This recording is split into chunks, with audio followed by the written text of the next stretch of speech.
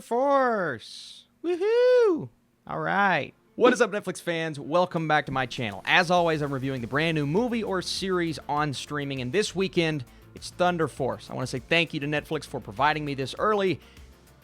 We're gonna talk about it. I need you guys in the comments down below, and if you like these reviews, drop your thumbs up. Thunder Force! Let's do it. In a world where supervillains are commonplace, two estranged childhood best friends reunite after one devises a treatment that gives them powers to protect their city. Bobby Cannavale, Jason Bateman, Octavia Spencer, Melissa McCarthy. We often see these Melissa McCarthy-Ben Falcone team-ups. I believe this is like the 6th or 7th film between the two, from Tammy to Life of the Party to The Boss to Superintelligence, none of which I've really responded to. It's something about his style of humor that just doesn't work for me.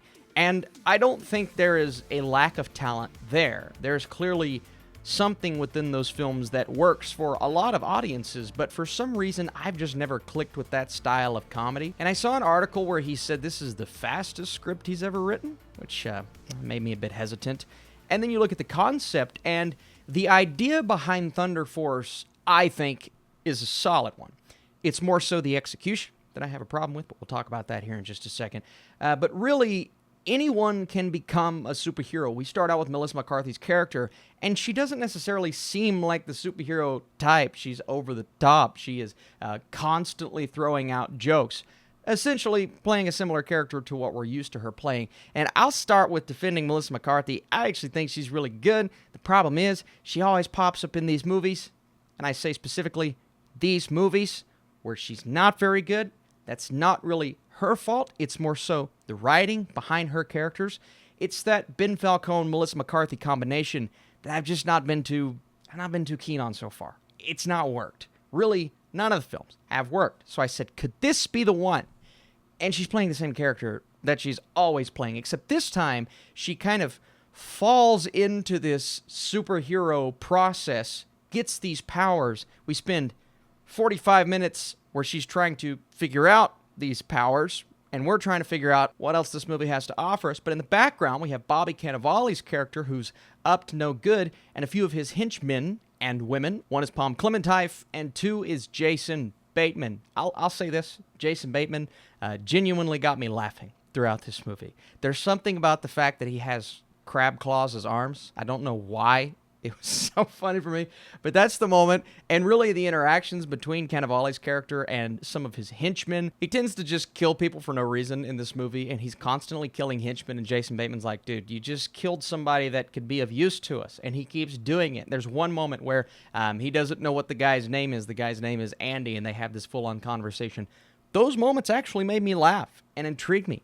But beyond that, and beyond some reasonable chemistry between Octavia Spencer and McCarthy, again, two very capable actresses. Obviously, Octavia Spencer, she's world-class. She's incredible. Everything she pops up in, whether the movie is great or not, she's giving almost an Oscar-worthy performance. Obviously not here, because of the material that she's working with, but she's great, and they do have a connection, and you feel that connection. Octavia Spencer's daughter comes in. She's really good in the film.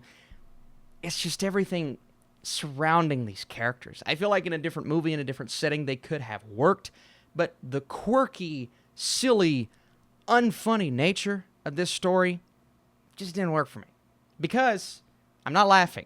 And when you're not laughing and you're watching a comedy, well, you're not going to like it. And just the unfunny introduction. They meet when they're younger, and we see how their friendship builds a little bit, but it's all a bit awkward in its construction, not necessarily to point to the actresses there, but the way it's put together with a shocking moment that happens on a playground and the sound effects that happen, the gasp from the audience, and then the awkward conversations there. That scene just felt really strange. And then exposition constantly throughout this movie, telling us what we're seeing happen on screen, but for some reason, they just have to spell everything out for us, and it happened. It happened almost every 5 minutes. And I said to myself, okay, maybe if I was laughing right now, I wouldn't care as much, because again, comedy's goal is to make you laugh.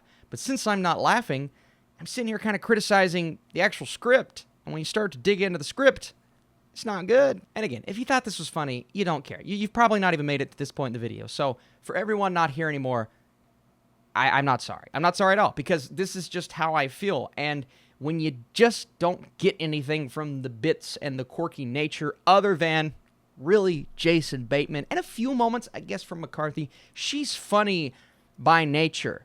But a lot of people don't really want to admit that because of the roles. And I don't blame you if you don't want to admit that, because we see her pop up in a movie like this. It's like, yeah, she's not funny here. And if this is the only movie that you've seen her in, this and all the other movies with Ben Falcone, you're probably not going to think she's funny. But she's forced to be cringeworthy level blunt and awkward at the same time, and she says things that's on her mind which can be funny, but she also gets herself into horrible situations. She should have never got these powers. She just kind of forces her way into that situation because she can't refrain herself. And there are these bits that go for the comedy, but they're kind of gross, man. They have her eat raw chicken. That's one of the side effects of her powers, and she's constantly doing it. And fine, if you want to do it for like 5 seconds, okay. But she keeps doing it. You hear the sound effects, you hear the noises, and then her and Jason Bateman have this moment at the end. And I get it, it's played for laughs, but oh my God, it's that kind of just gross, unfunny humor. And then they have a moment at the end that they go for the emotion, and I kind of felt something there because McCarthy can be a good actress. Can You Ever Forgive Me? She was phenomenal in, but then they play it, 10 seconds later, they play it for comedy that completely misses. And it's just a drastic shift in tone. And I could go all day talking about the bits in this movie. But they just didn't work. And I can see his love for superheroes. I can see that passion trying to instill that into a film like this. It's just a poorly written script. And it's a story that is so by the numbers. If you hate the superhero genre, first of all, why are you watching this movie? Second of all, you're going to hate this movie far more than myself or anyone else watching. So congratulations. Just go watch something else on Netflix. So again, talented cast. I hate to sit here and rag on the film, but I'm just telling you how I'm feeling. I'm being honest. Thunder Force is awkward, poorly executed, and overly familiar. There are a handful of gags that work, but they can't quite save the experience. If you guys like this review, let me know. Drop your thumbs up down below. I'm going a 28% for Thunder Force. This one just really missed the mark for me. It missed the mark in terms of comedy. It missed the mark in terms of execution. And when you have Melissa McCarthy and Octavia Spencer, there should have been something more here. But unfortunately, there just wasn't. For me, at least. All right, guys. Thank you so much for watching. Come back because we have even more reviews coming this weekend and a Harry Potter tier list that I'm working on for tomorrow. All right. I'll see you soon.